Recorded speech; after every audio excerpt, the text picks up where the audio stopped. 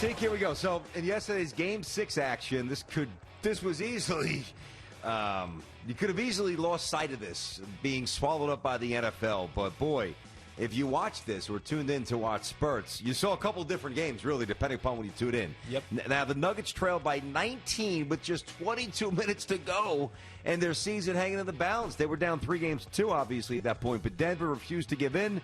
They go on a 30-8 run. They rip it off with 8 different players scoring, contributions all over the map.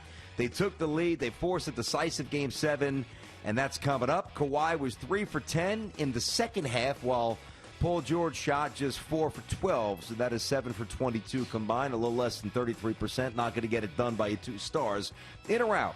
We are more confident in the duo of Jokic and Murray right now than you are in Kawhi and Paul George. This is a tough one, BT, because Kawhi and Paul George have only been together for a season and not that many games. I mean, there's a fair number of games, but not a full season because they took so much time off.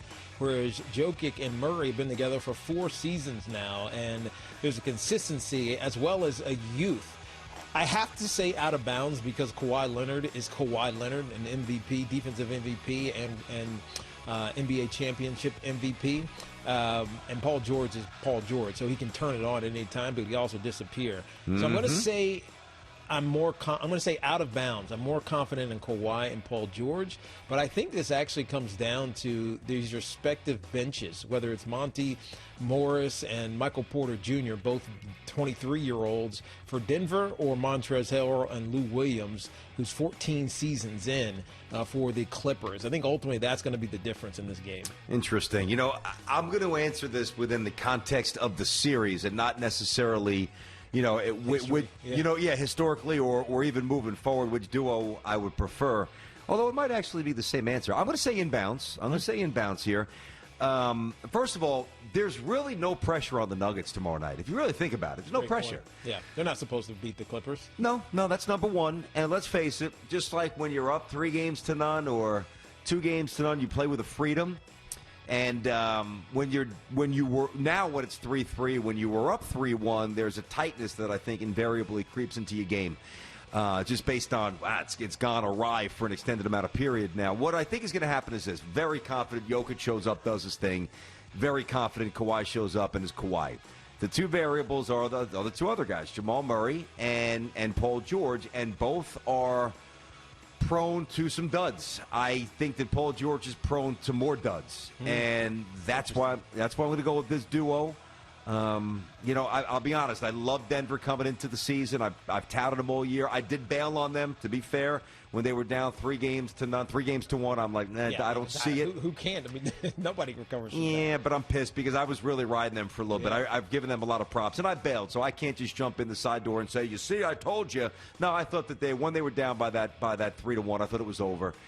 But there's a certain energy now, and I don't know who's necessarily going to win, and you might be right about the ancillary parts that are not so ancillary at this part, determining who wins.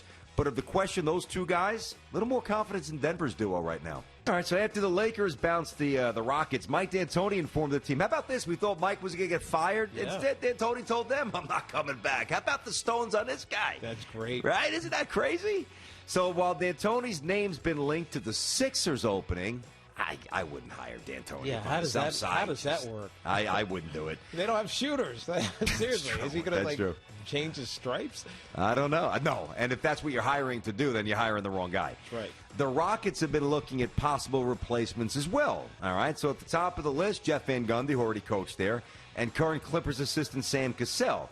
As we remember, Cassell won a couple of chips back with the Rockets back in 94-95. Kenny Smith, of course, the great Hakeem Olajuwon team, Rudy Tomjanovich. So in or out, Cassell, Robert Horry. Cassell would be better as an option than Van Gundy, in or out? This is another good question. I'm going to say inbounds. I like new blood, and I like these younger coaches, even though Sam Cassell's not young, he's not like he's 30-something. He's mid-40s, maybe late 40s at this point. Yep. He's been on a really good staff for the last couple of years with Doc Rivers, with the Clippers. He's got a great reputation in the business, and I think he'll have the respect of James Harden. Russell Westbrook may be a little bit harder, but depending on what type of system he's going to put in, I'm going to say youth will rule the day here. So I'm going to say, inbounds.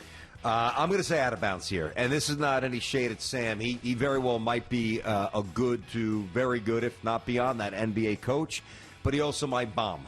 And it's the scoreboard of coaching. You're either really good or you're not. And if there's a long adjustment period, you're burning whatever remains of James Harden's prime.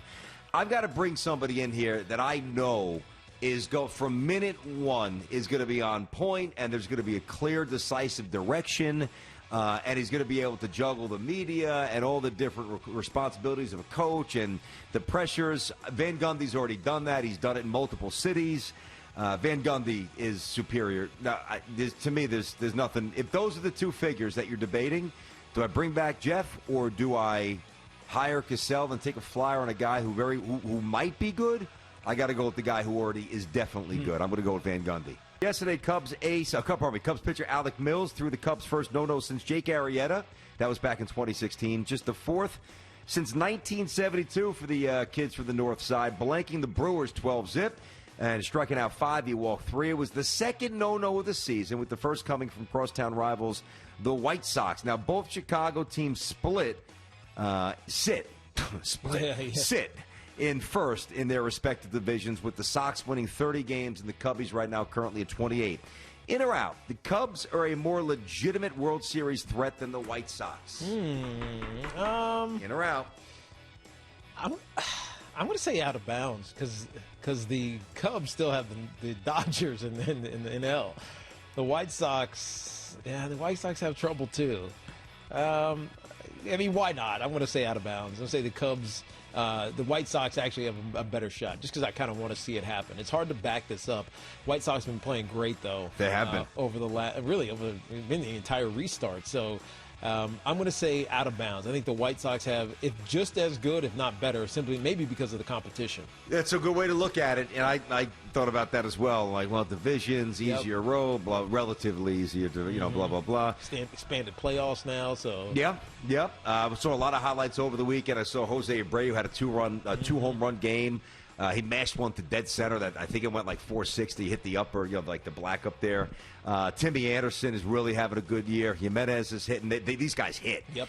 I just feel like there's more ways for the Cubs to beat you. I like their pitching a little bit better.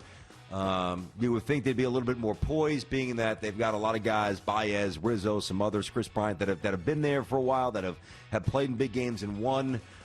Maybe that doesn't matter as much in baseball, but I would say the Cubs slightly over the White Sox. But White Sox, those prospects are paying dividends. This is not a mirage. They're going to be good for a while. Texas, all right? They crushed UTEP 59-3 on Saturday, but what happened in the second half is really what has everybody talking. Backup junior safety, former five-star recruit, by the way, B.J. Foster, quit the team. Third quarter, flat out, straight up left and quit, upset about his playing time. Now, despite his actions, he spoke with Tom Herman and the staff and will reportedly remain on the team. In or out, considering Foster quit during a game, Texas should not allow him back on the team. I'm going to say out of bounds. I think they should let him back on the team, every young man. And even if these guys are juniors and seniors, upperclassmen, they're still young men. And they're going to make stupid, emotional mistakes and decisions that put them at odds with people. In this case, his teammates. But I'm going to say out of bounds. They should allow him back on the team, but they should make him address the entire team and explain himself. Yeah, I don't even know if that would work for me. I would like to know how he's perceived in the locker room. This could be a very easy decision if he's one of these locker room lawyers, and you know the type, Tiki. Yep. Those guys that are always chirping. They're not doing a whole lot, but they're chirping a whole lot.